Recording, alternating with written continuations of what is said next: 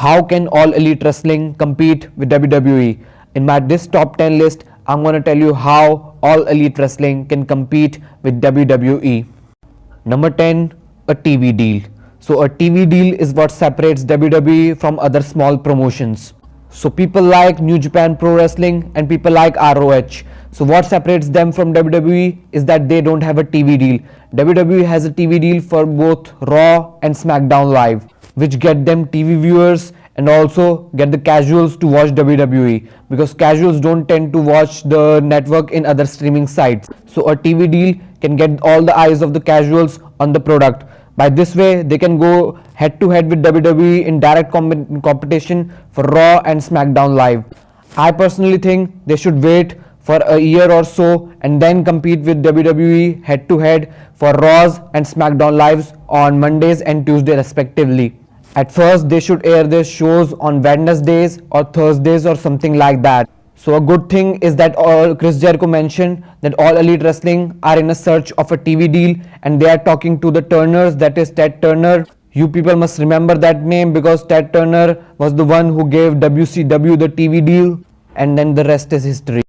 Number 9, no insider jokes or insider terms. So we hardcore fans love some insider jokes and insider terms, but as a new emerging company, the focus of All Elite Wrestling should be on the casual fans, and the casual fans don't understand the insider terms, and there is a well-known proof for that, because we all know CM Punk's Pipe Bomb promo is one of the best promos for us hardcore fans, and we thought that the CM Punk summer of 2011 was one of the best times to be a wrestling fan, and CM Punk was hot at the moment, but the numbers state otherwise. Because if we look at the numbers, the stats, the figures, the TV ratings actually were down during the summer of Punk. Why? Because the casual fans didn't understand the insider terms that Punk was saying in his Pipe Bomb promo.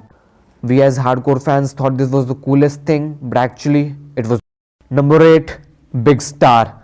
So some of you think that All Elite Wrestling already has a big star in Chris Jericho, but I'm sorry and I may offend you with this, but Chris Jericho is not as big of a star as you think he is. I mean, he is comparing his signing with All Elite Wrestling to Hulk Hogan signing with WCW, and I'm telling you, it's not even close. So what casuals will think about Chris Jericho? They will think, alright, Chris Jericho is with All Elite Wrestling, good for him. Because as we can see, as we have known, that Chris Jericho is a draw. He has drawn some people to New Japan Pro Wrestling, but that is not a significant change, and that is not a big number that All Elite Wrestling are looking for. They are looking for a guy who can draw masses, and they have contacted a guy like that, and his name is Bill Goldberg. Some of you guys will be offended by this too. You will think that why is this guy talking about that Goldberg guy, but as we know, Goldberg is a big draw for casuals. He is gonna draw the masses. He's gonna draw the eyes towards the product of All Elite Wrestling. He's gonna make people watch All Elite Wrestling, and then when they watch All Elite Wrestling, they can think that, oh, Chris Jericho is also here, so let's watch All Elite Wrestling. Chris Jericho is not gonna draw the eyes to All Elite Wrestling, but he can hold them up. Another guy who will be huge for All Elite Wrestling is the guy we previously mentioned on the point number 9, that is CM Punk. I know I criticized CM Punk in that, and also his UFC numbers didn't do good.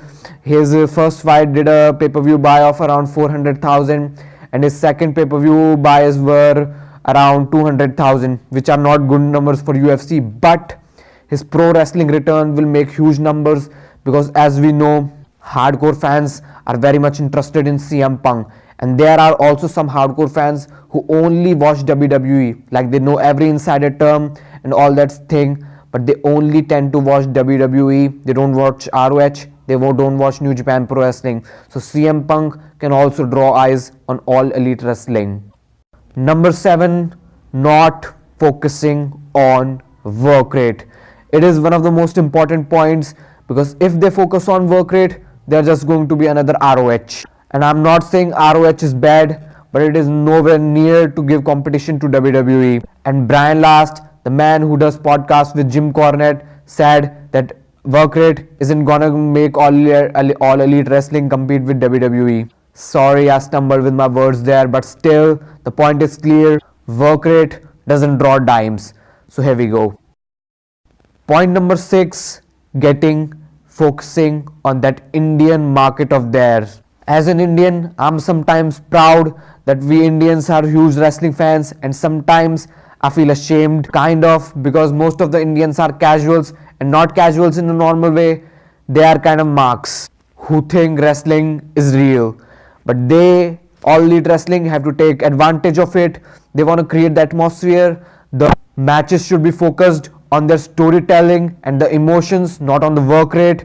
That's why WWE during the Attitude Era draw masses and draw a huge amount of casuals, and not the casuals like we do have now, the casuals who thought wrestling was real, and although the work was sloppy, they still thought it was real, and that could not be achieved by the work rate of flippy wrestling. And I love me some flippy wrestling. So again, that is the same thing which we talked about. Point 9, no insider jokes, because the casuals won't understand the insider jokes. Just give them emotional storylines and matches which have guys kicking their butts, kicking out of finishers, and also some blood and gore. So this makes me come to my point number 5. My point number 5 is blood and cage matches. Have some blood in the matches, have some cage matches, have some war games matches. Wrestlers cutting their promos with intensity. I'm not saying they should change their style. Kenny Omega should cut the promo the way he does. Young Bucks should cut the promos the way they do. But they have to bring some intensity. They have to bring some blood, and they have to kind of change their style, kind of change their wrestling style, do more heavy lifting moves, and kick out of more finishers. Point number 4, no Joey Ryan. As simple as that. No penis druids, no Joey Ryan, no dick flipping. Point number 3, not shooting on WWE. It again takes us back to point number 9, that is no insider jokes, and they shouldn't shoot on WWE with their promos and using some catchphrases and then laughing their asses off while some hardcore fans laugh and they say, let's watch WWE to see their response. And there's one big term here, one big keyword here, that is let's watch WWE. It is not gonna take the viewers away from WWE. It is gonna make the viewers watch WWE to see their response, and that is not gonna do anything. Just ignore WWE, ignore everything.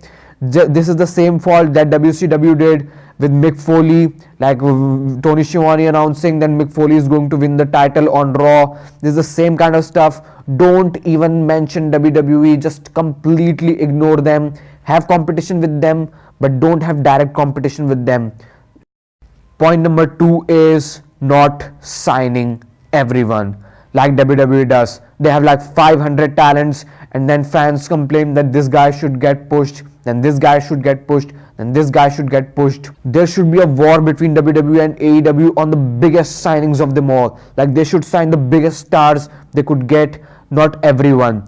They can build their company around everyone. They should get the biggest stars and they should create new stars, but only few of them, because nobody can be on the top. And as soon as fans understand this, and as soon as the companies understand this, it is going to be better for them. And at last, and the most important of them all, not listening to the fans or not giving the fans what they want. So some of you guys will think, then what will separate WWE from AEW? They will do the same thing that WWE does. No, they will not. They will give us good storylines. They will give us some good angles. They will give us some good matches like WWE used to do when we were fans of it. They are still gonna give us great matches, and they're still gonna do some stuff they do right now, that is flippy wrestling and all that stuff. But they're slightly gonna modify it and make the things more about kickouts and also some punches and stuff. And when WWE talks about giving fans everything they want, it is going to lead chaos. Because some fans want something, other fans want something. Everyone wants their favorites to get pushed. Everyone just cheers their favorite and boo the guy who the company pushes. So don't give the fans what they want, give the fans what they need. And I personally think WWE did the right decision to push Roman Reigns, and it was not pushing him down our throats. It was the right decision, because he was the guy they could build the company around. And it's the same thing. They can push everyone. They can sign everyone. They can push everyone.